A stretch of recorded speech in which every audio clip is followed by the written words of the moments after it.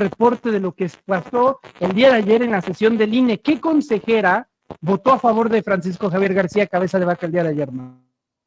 Claro que sí, pues justo lo acabo de hacer llegar a la producción, a mi querida Estrella, para que pueda, si hay oportunidad, pues yo subí una crónica muy completa, una videocrónica, porque hay que entender que a estas nuevas generaciones de jóvenes que se interesan en la vida pública, de periodistas que hacemos este ejercicio, pues bueno, muchas veces es más sencillo comunicar en video que en texto, se entiende mucho más fácil, no hay espacio para la distorsión y por eso hice una videocrónica de la muerte anunciada de la candidatura de Francisco García Cabeza de Vaca. Y es que ayer los ánimos se calentaron, estimado Manuel, estimado público de Sin Máscaras, una sesión que se prolongó hasta las 3 de la madrugada, particularmente en este punto no hubo quien no hablara. Y bueno, lo que estábamos en ese momento discutiendo o analizando, mejor dicho, en el punto número 28 del orden del día, era un acatamiento de sentencia, estimado Manuel. Esto tiene que quedar muy claro,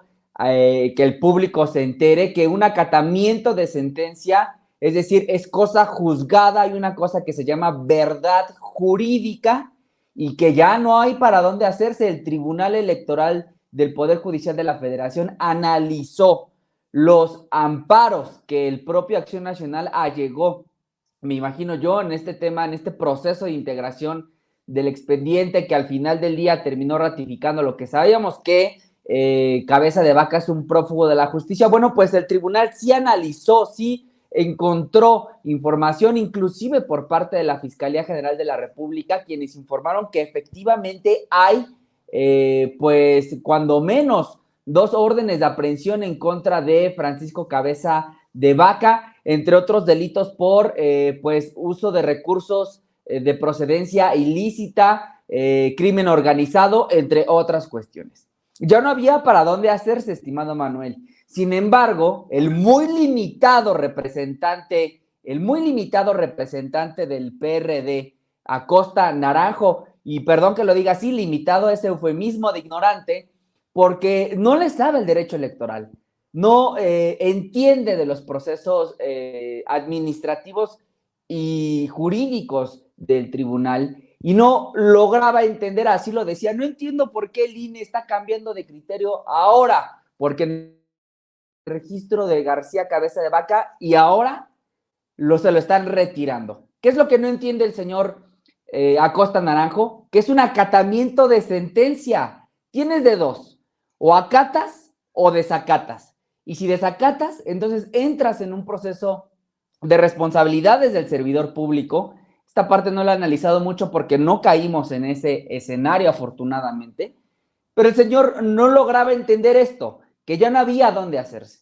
Eso por un lado. Y por el otro, pues Fernández Noroña, brillante como siempre se confiesa ante el público, ante las cámaras, no es abogado, como su servidor, que tampoco es abogado, yo soy politólogo, y le da una cátedra de derecho electoral a este señor Acosta Naranjo, diciéndole que ya, justamente esto que acabo de decir, ya no hay para dónde hacerse, es cosa juzgada, hay una sentencia, ya Cabeza de Vaca no será candidato en 2024 y si sigue libre, si no la agarran de aquí a 2027, aunque podría correr la misma suerte que está corriendo en esta ocasión, pues pudiera llegar a ser candidato.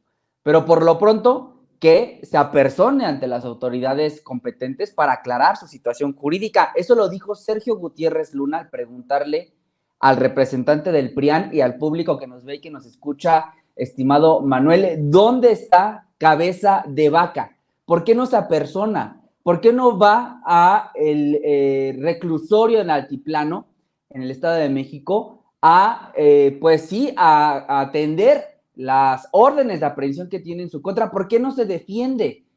Entonces, saca Sergio Gutiérrez una pancarta y se encienden los ánimos porque el representante del PAN, Víctor Hugo Sondón, pues no soportó. Él está apostándole a una controversia entre dos entes del Poder Judicial, que sería el Tribunal Electoral y por otro lado un juez de distrito. un asunto de competencia penal y otro asunto de competencia electoral. Y aquí van a meter, Manuel, te lo advierto a ti, a todo el público, van a meter en problemas al Poder Judicial.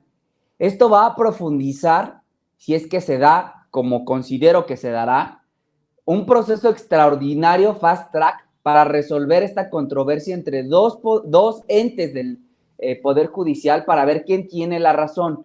A ver, hay un asunto de superioridad jerárquica y la sala superior es la máxima autoridad para resolver en estos temas. Pero lo que argumentaba el PAN y coincidentemente la consejera Dania Rabel, que fue la única que defendió a García Cabeza de Vaca y fue la única que consignó su voto, inclusive diferenciado al Grupo Córdoba.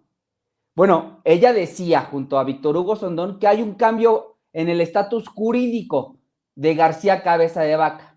Pero eso ya es cosa del pasado, estimado Manuel. Eso ya es cosa juzgada. Si cambió o no cambió su situación, si consiguió o no consiguió un amparo definitivo, ya hay una sentencia firme. No hay para dónde moverse. No hay nada más que hacer.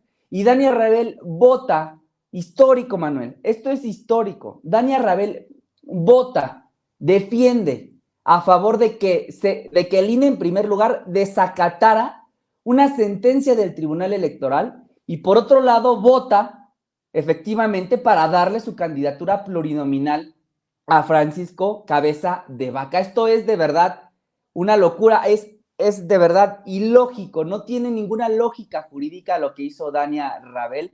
La votación quedó 10-1. Y bueno, la historia lo juzgará. Como bien decía Sergio Gutiérrez Luna, en el pasado sucedió que un diputado valiente hace unos 10 o 15 años le reclamó a un servidor público, secretario de Estado, que era un delincuente, que era un asesino, que estaba vinculado al crimen organizado, y años más tarde vimos que efectivamente ese funcionario público hoy está preso en Brooklyn, acusado de crimen organizado, y me refiero, por supuesto, a García Luna. Mira, hasta comparten el mismo apellido, García Cabeza de Vaca y García Luna. Bueno, pues la historia juzgará a la consejera electoral Dania Rabel y el público de Sin Máscaras y las personas que nos ven, porque se le advirtió, no había para dónde moverse y ella votó para un desacato. Y ya, Manuel, en esta última parte de esta videocrónica que hice para ustedes y que invito a todos a verla, a utilizarla y a citarla, pues Mario Yergo saca una cartulina, saca una imagen, porque en este cuestionar en dónde está García Cabeza de Vaca, infiere Mario Yergo que la única persona que efectivamente sabe dónde está el prófugo de la justicia, exgobernador de Tamaulipas, Francisco García Cabeza de Vaca, es la señora Xóchitl Gálvez, porque hay que recordar que Xóchitl Gálvez se reunió con este delincuente el pasado 5 de febrero en su gira en Washington. Y esa pancarta, estimado Manuel, dislocó por completo al representante del PAN, que le preguntó de forma muy absurda cuando Mario Yergo le preguntaba, oye, ¿dónde está Cabeza de Vaca? ¿Dónde está Cabeza de Vaca? Le pregunta el representante del PAN, ¿dónde está Claudia Sheinbaum? Y Mario Yergo de inmediato responde, pues haciendo campaña y ganando como siempre. Así la crónica de la muerte anunciada de la candidatura de García Cabeza de Vaca, y ya en el punto máximo de la ridiculez de lo que estaba pidiendo el PAN, pues bueno, el representante legislativo de Acción Nacional saca la pancarta de Calacas Chidas, de playeras pendejas, me parece que se llama la empresa que hace este tipo de utilitarios. Y pues bueno, yo le pregunto a tu público, estimado Anel, te lo pregunto a ti también. Bueno, tú no me contestes, mejor que nos contesta la banda. Yo no sé si las camisetas son pendejas o ese apellido le corresponde más bien a la oposición, porque se siguen peleando con un meme. Y pues ya llegó a la herradura de la democracia, estimado Manuel. ¿Cómo lo ves?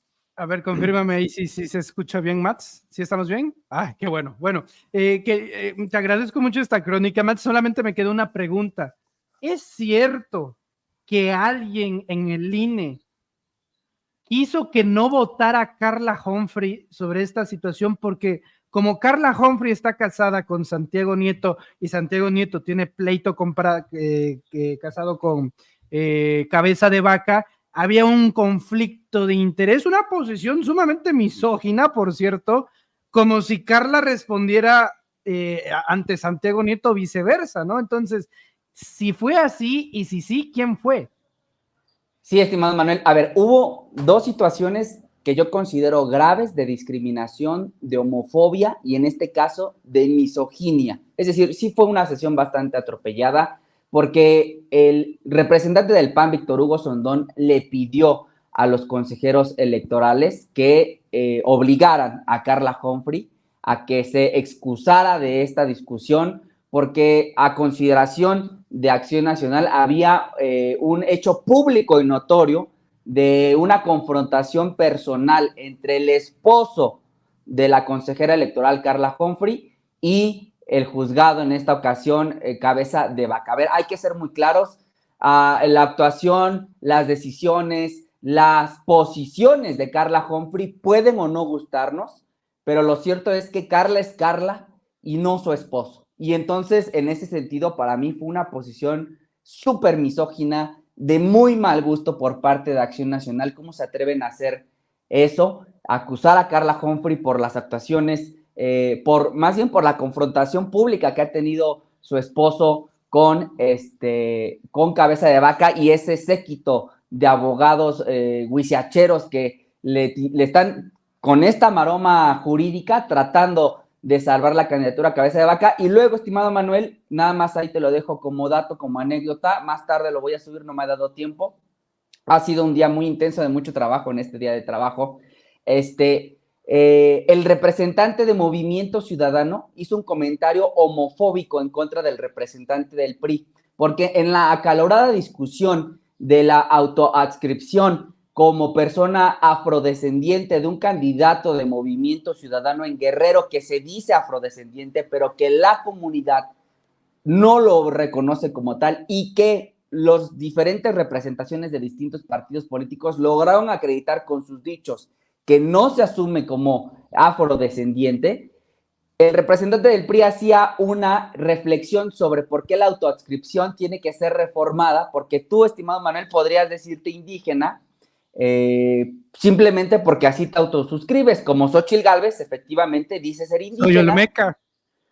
Podrías decirte que eres olmeca, Xóchitl Gálvez en su caso, que viene de la comunidad indígena ñañú, aunque no tenga elementos para probarlo, pero como existe esta cosa de la autosuscripción, lo que decía el representante del PRI estaba justamente hablando sobre la necesidad de reformar eso. El representante de Movimiento Ciudadano le dice, ¿por qué no te autosuscribes como miembro de la comunidad LGBT? Lo dijo en otras palabras, pero no lo voy a repetir aquí. Entonces, a ver, el representante del PRI, a mí la verdad no es santo de mi devoción, hasta te podría decir, lo puedo decir en vivo, que me cae gordo por su nefasta forma de debatir, pero lo que estaba diciendo él, la idea que estaba articulando él, me parecía bastante válida sobre la necesidad de reformar la autodescripción, eso por un lado, y que el representante de Movimiento Ciudadano le haya dicho, cuando estaba haciendo esta reflexión, ¿por qué no te autosuscribes? Autosuscribes como miembro de la comunidad LGBT, pues ahí sí yo sí dije, oye, brother, cálmate, cabrón, porque ofendes a toda una comunidad. Sí. En fin, fueron dos momentos que medio pasaron desapercibidos, pero hay que dejar registro de ello. Máximo Allende, te agradezco mucho hoy, no sé qué, el Tlaloc de la tecnología como que nos hizo una maldad aquí, pero ya lo logramos restablecer, querido Mats, te agradezco mucho y desde luego pedirle a la gente que nos ve, que nos escucha, que no se pierdan esta crónica que suele subir a tu canal de YouTube, al igual que muchos sondeos y Vox Populi, todos de alta calidad. Muchas gracias, Mats. ¿En dónde te podemos ver en redes sociales? Sí, estimado Manuel, pues como siempre pueden encontrarme a mí como Máximo Allende, Máximo AM, tu servidor Máximo Allende, periodista independiente del AMPA del periodismo. Estimado Manuel, te agradezco muchísimo la oportunidad de compartir, pero yo traía mucha energía, mucho que decir en esta ocasión. Te agradezco el espacio y a todo tu público que siempre es muy generoso con un servidor. Un abrazo a todos. Al contrario, el agradecido soy yo y desde luego la gente. Gracias.